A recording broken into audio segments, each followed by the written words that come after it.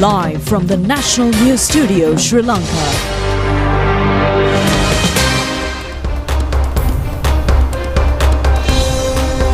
Good evening and welcome to the National News broadcast, bringing to you live from the National News Studios here at Rupavahini. We are ready to bring you the top stories here at home and around the world. I'm Charita Vinupurarachi. And I'm Kenza Farag. Now let's take a look at your headlines for tonight.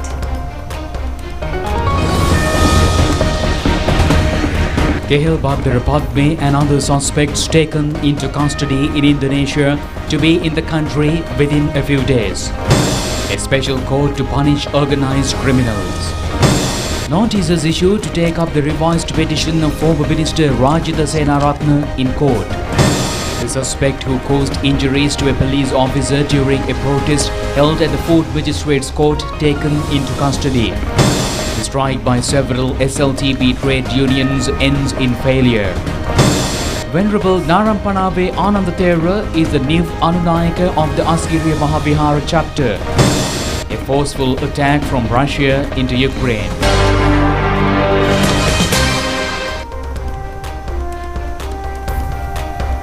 On those and other stories in detail now, and starting off with the top local story. According to the police, action will be taken to repatriate within a few days the group of suspects, including Kehel Badarapadme, arrested in Indonesia. Now, IGP Priyantha Veerasurya says that this has been the first time such a group of organized criminals are taken into custody.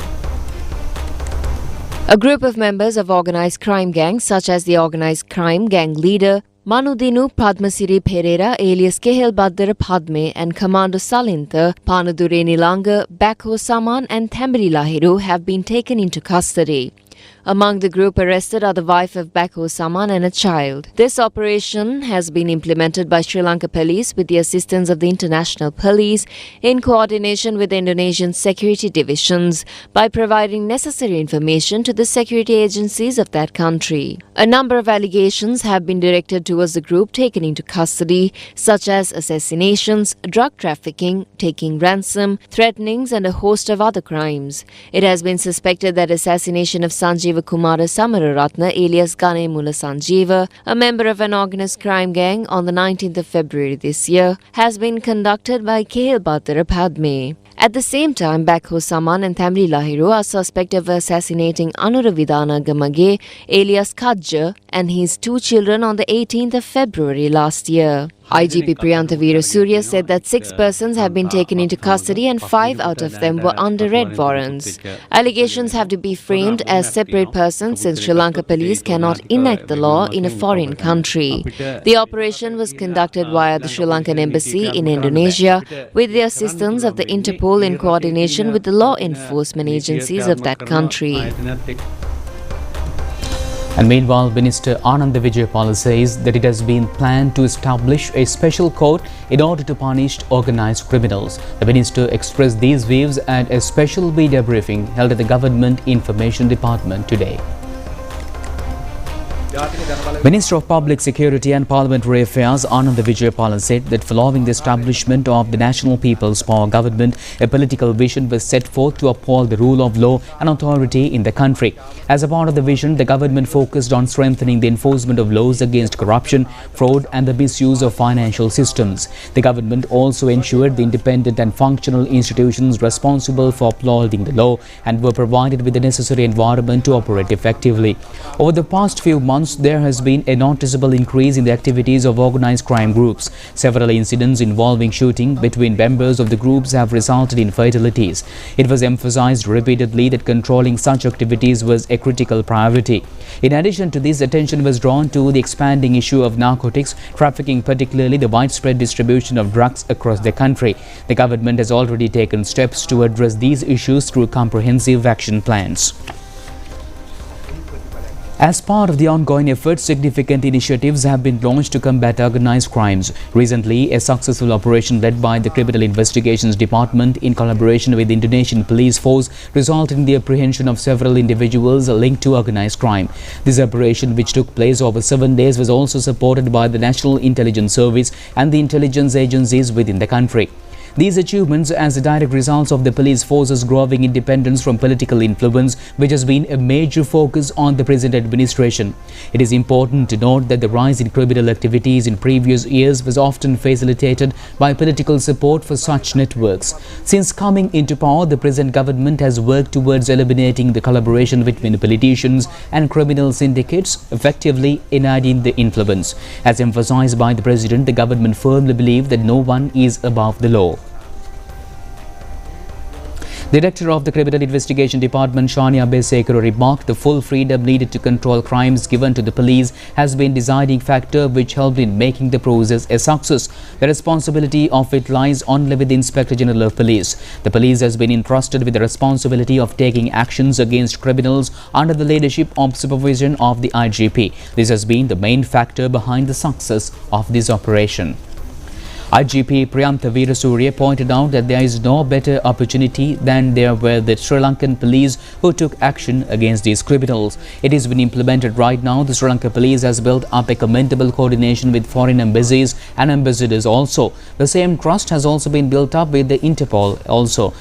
This is the trust of the general public that has also been increased, although not 100%. The law will take into own course in case of even police officials without any discrimination. All necessary steps are being taken to extradite the criminals. Information is also being gathered to extradite criminals from countries like Dubai, Oman, Russia, Belarus, France and any other country also. Operational plans are in place for this purpose. Director of the Crime Record Division, SSP Ruwan Kumara, said that more than 256 SMG pistols and revolvers have been taken into custody within this year. Another 1,200, though not connected with organized crimes, have been taken into custody. 1,612 weapons have been taken into custody by now, since the criminals might access their weapons during a scarcity of weapons for them. 338 persons, including 36 snipers, 25 motorcyclists, have been taken into custody during this year, and investigations are being in progress against them. When these organized criminals use illegal money along with new technology, Sri Lanka police also is taking similar action with technology second to none. IGP Priyantha Veerasurya pointed out that the police is conducting complex investigations right now. Certain factors have already been uncovered. An example can be cited in the case of Thusita Haloluwa shooting incident. It has been revealed by the police that Thusita Haloluwa himself acted in a well-planned manner. There are other instances where criminals have engaged their properties in political campaigns, he stressed. Moving on to more local news, a notice has been issued today by the Colombo High Court to hear a revised petition filed by former Minister Rajitha Senaratne requesting to issue warrants, suspension order issued by Colombo Magistrates Court in order to take him into custody. Attorneys at law of Rajitha Senaratne made a request in the court to issue a temporary suspension injunction order of the warrant issued in order to arrest him. The High Court, which did not issue the order, mentioned that only a notice will be issued to the respondent bribery commission. The President's Counsel, who appeared on behalf of Rajitha Senaratne, stated that the accused will be appearing before the court tomorrow as per the notice issued by the suspect, Rajitha Senaratne, to appear before the Colombo High Court tomorrow. The petition will be called for hearing on the 10th of September as per an order issued by the court. The Colombo Magistrates Court ordered today to further remand until the 4th of September Thusita Haloluwa, a former director of the National Lotteries Board. The court issued the order after taking into consideration the facts presented by the Colombo Crime Division, which is conducting investigations at the Attorneys at Law of Defence. And meanwhile, the suspect taken into custody in connection with causing injuries to a police officer during a protest held at the Fort Magistrates Court has been remanded until the 8th of next month, when he was produced before the Fort Magistrates Court today. The suspect was taken into custody under allegations of causing injuries to a police officer, attacking him with a bottle and obstructing duty when he was on duty during a protest held at the Fort Magistrates Court on the 26th of this month. The arrest was made by a group of officials of the Colombo Crimes Division during an operation conducted in Kalutara yesterday. According to the Police Media Division, the suspect is a former urban councillor, aged 52 years and a resident of Naguda, Kalutara. All Ireland Transport Workers Association says that the strike organised by several trade unions of the Sri Lankan Transport Board over some demands last night was unsuccessful. It is reported that the SLTB bus services are available as usual throughout the island today. The strike has been started expressing protest to the decision taken to conduct services under joint timetable with private buses and several other demands. Our correspondent stated that SLTB buses are operated as usual from the Peta main bus stand and other major bus stands island-wide. Bus workers in various parts of the country said that they continue to engage in their duties without failure. The All Island Transport Workers Association expressed their views over the strike, holding a media briefing today. Chief Secretary of the association, Sepalali Anage, said that buses in 11 regions out of the 12 run normally.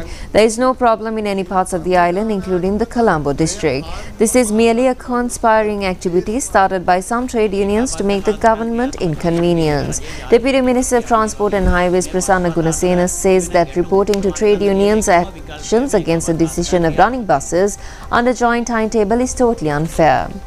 Chairman of the Western Province Road Passenger Transport Authority, Nihaja Singh, said that implementing joint timetable is comply with the national policy.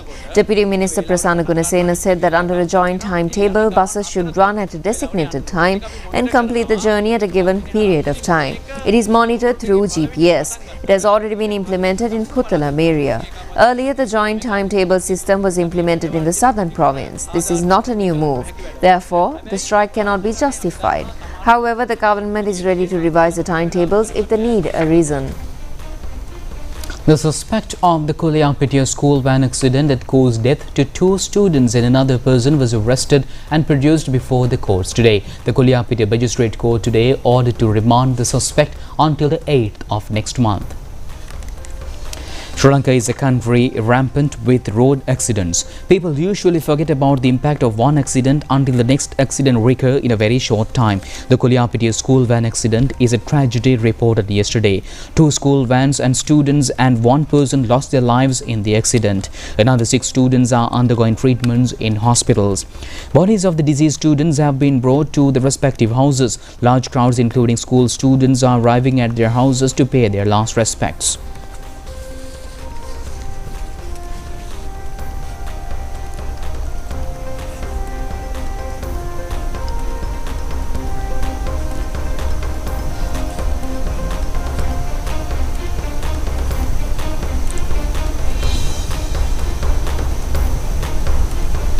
The police arrested the driver of the relevant tripper and produced before the Kuliapitia Magistrates Court today. He is a 23-year-old youth. Police said that he was not under the influence of drugs at the time of the accident. However, further investigations are being conducted. Police pointed out that the suspect had driven the tipper in very careless manner.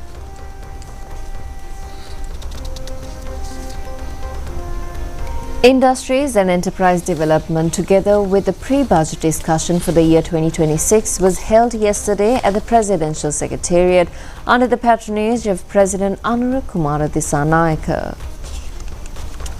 The discussions focus extensively on programs carried out by the Ministry of Industries and Entrepreneurship Development and its affiliated institutions. They also address the challenges and issues faced as well as future plans aimed at enhancing the contribution of the industrial and production sectors to the country's gross domestic product. Further emphasis was placed on increasing the role of entrepreneurship in the national economy and boosting export revenue. Particular attention was given to the establishment of industrial zones, the provision of concessionary loans for small and medium-scale entrepreneurs. A pre-budget discussion for the year 2026 was held yesterday at the Presidential Secretariat under the patronage of President Anura Kumara Dissanayake with local entrepreneurs in the ceramic industry to review concerns and proposals related to challenges in the industry. At the discussion, extensively reviewed the government's plans to strengthen domestic manufacturing industry with the aim of expanding export revenue while safeguarding local entrepreneurs. In addition, the current issues and challenges related to the manufacturing sector were thoroughly examined. Specific attention was given to ceramic products including tiles. Minister Vasantha Samarasinha says that misleading statements have been published in social media and various other media targeting him regarding the revised tax on imported potatoes and big onions. According to him, the tax-related decisions are not being taken in order to gain benefits for anyone. Minister Vasantha Samarasinha said that not only the decisions have been taken safeguarding consumers and protecting the farming community in the capacity of the Minister of Trade and the government, but also that allowed anybody to gain undue benefits via those decisions. A program has also been initiated to revert these taxes to the farmers of the country after being deposited in the government consolidated fund. Such a government is being compared with the former governments, he pointed out. The importers have not been allowed to gain benefits via the imposing of onion tax in any manner. A certain YouTube channel has reported regarding the availability of about 700 containers, which is only a reference to the regular inflow of containers. The government has also not allowed to gain benefits by importing extra stocks of big onions into the country. A tax has to be imposed to safeguard the local farmer, which is not a traditional imposing of taxes. The current action has been taken into custody, and accordingly, the minister pointed out the government requests not to propagate false information but to leave space for the truth, since the present government has not taken any wrong decision at any point. Venerable Dharampanave Ananda Thera has been elected for the post of new Anunayaka of the Askiriya Mahavihara chapter. Venerable Thera will be the 34th Anunayaka Thera of the Askiri Vihara chapter. Elections for the post of Anunayaka, which fell vacant due to the passing away of Venerable Anamadu Vedammadasa Thera, was held in the afternoon today at the meeting hall of Asgiri Mahavihara. The election was held under the guidance of Most Venerable Varakagoda Sri Jnanaratana Thera, Mahanayaka of the Askiri chapter. Mahasangha, representing the Vinsatwargika Karaka Sangha Sabha of Asgiri Mahavihara chapter, was present on this occasion. Venerable Dharampanave Ananda Thera, the Div Anunayaka, entered the order in 1981 and also was the Deputy Registrar of the Askiri Mahapirivan and the Parivenadipati of Asgiri Mahapirivana too. The Thera has also been director of the Pallekele Nalanda Buddhist Vidyalaya, as also officially as the guardian of Tevava of the sacred tooth relic.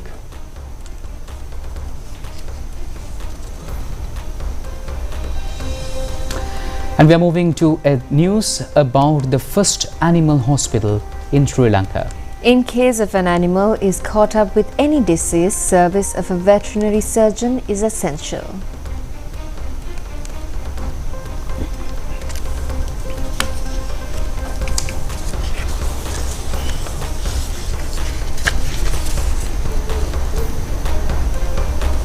The oldest and systematic animal hospital in the country is located at the Dehiwala Zoological Garden premises. It was officially established in 1950s under minimum facilities.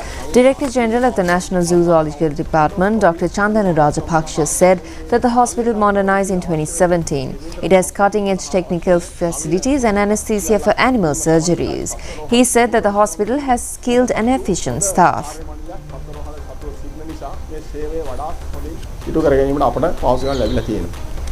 At present, this animal hospital provides the treatment services to more than 3,000 animals ranging from elephants, lions, reptiles, birds and amphibians.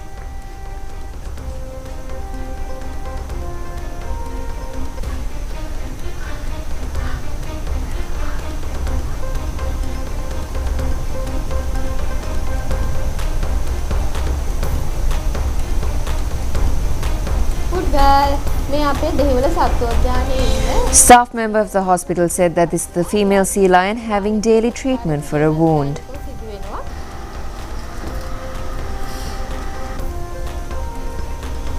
Veterinary surgeons and the hospital staff regularly check the animals and their behaviors. Specialized knowledge is needed to treat them, and the medicines and the dose given to the animals vary according to the species of the animal. Director of the National Zoological Department, Dr. Dhammika Dasanayaka, said that in some animals like chimpanzees, sugar level is high. They are well cared and monitored the health condition at the den of the cage. In some instances, such animals are kept separately and given treatments.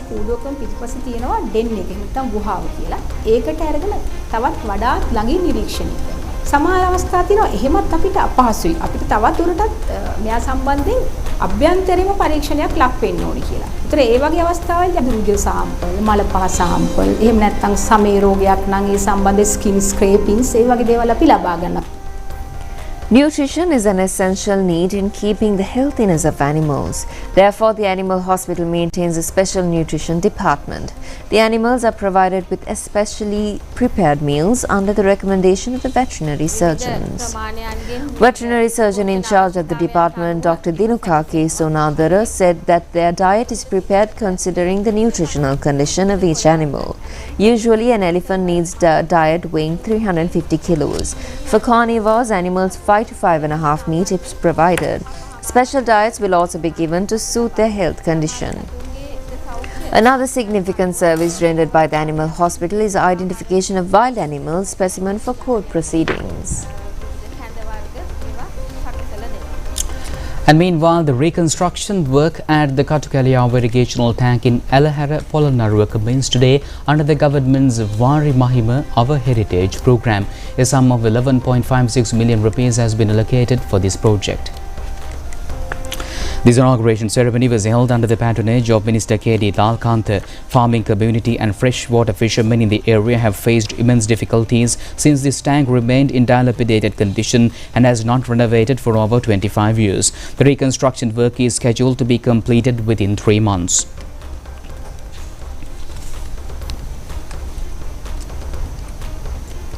Development of Batukodua Pansalegodal Road in Hinguragoda commenced yesterday. A sum of nearly 60 billion rupees will be spent for this project. A stretch of 1.5 kilometers of this road is to be renovated under these funds. Construction work is being carried out by the North Central Provincial Road Development Authority and scheduled to be completed within 3 months. Parliamentarians Padmasiri Bandara, Sunil Ratnasiri, officials of North Central Road Development Authority and many others were present. Development activities of Kirinda Enru Ulpati Road in Alla area also recently under the patronage of Chairman of the Alla Pradesh Sabha, Venura Melinda. A sum of 70 billion rupees has been allocated to development of lay concrete along the road. Uva Provincial Road Development Authority conducts the project. Development of a part of the Haldubul Markenflav Road in commenced recently for the promotion of tourism industry and transport facilities for the road of the area.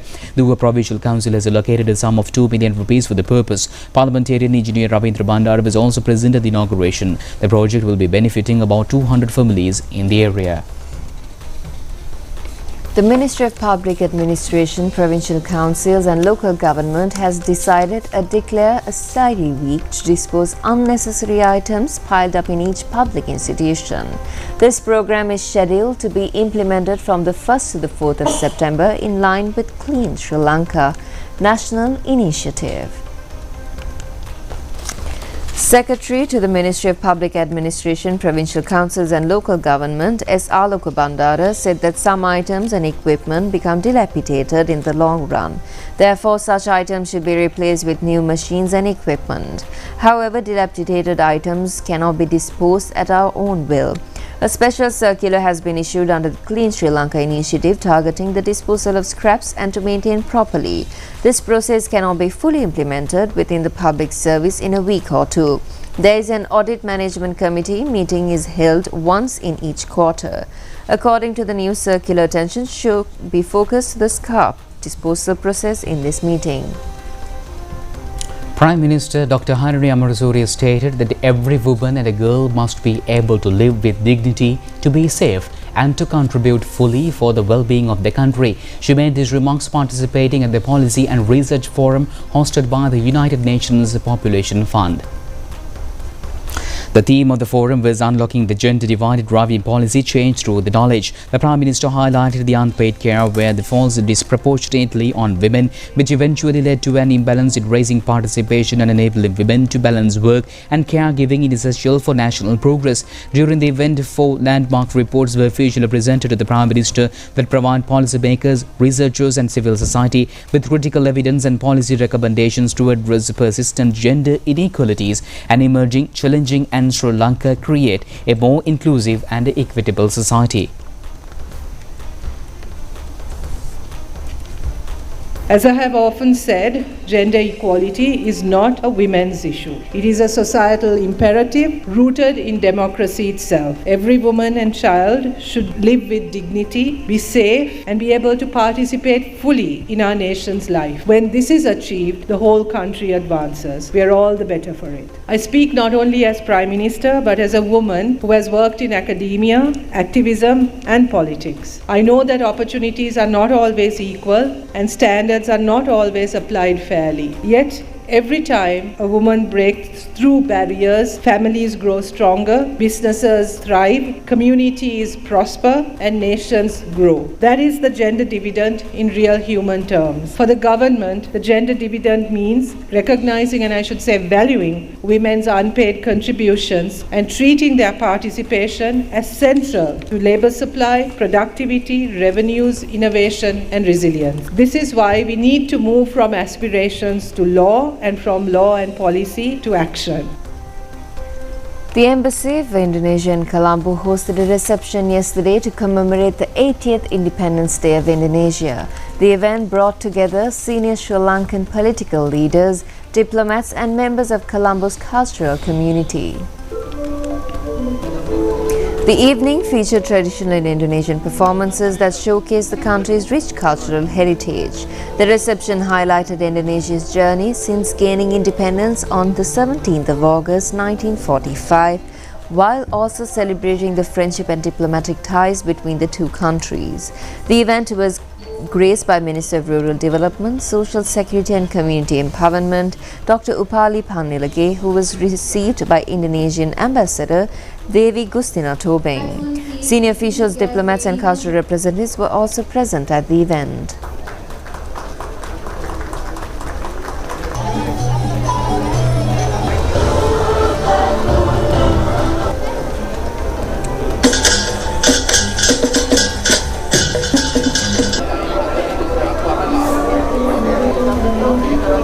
It is indeed a privilege for me to welcome all the guests in commemorating the 80th Independence Day of the Republic of Indonesia.